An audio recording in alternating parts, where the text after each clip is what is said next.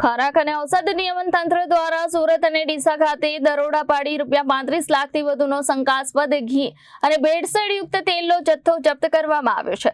સુરતના કામરેજમાં તો બહારથી લોક મારી અંદર અસલી ઘીના નામે નકલી ઘી બનાવતી ફેક્ટરી ઝડપાઈ છે। અહીંથી 29.75 લાખથી વધુનો જથ્થો સીઝ કરવામાં આવ્યો છે।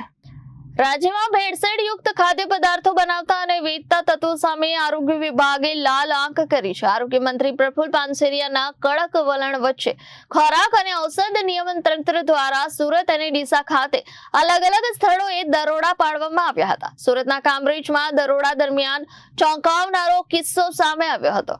બહારથી લોક મારી રાખવામાં આવેલી જગ્યાની અંદર અસલી ઘીના નામે નકલી ઘી બનાવવાની પ્રવૃત્તિ ચાલી રહી હતી।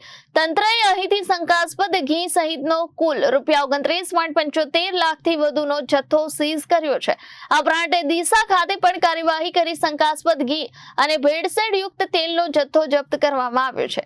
બંને સ્થળોની કાર્યવાહી દરમિયાન કુલ 35 લાખથી વધુનો શંકાસ્પદ જથ્થો સીઝ કરવામાં આવ્યો છે। ખાદ્ય પદાર્થોમાં ભેળસેળ કરતા તત્વો સામે આવી જ કડક કાર્યવાહી ચાલુ રાખવામાં આવશે તેવો આરોગ્ય વિભાગે સ્પષ્ટ સંકેત આપ્યો છે। Bureau report Janadesh news Surat.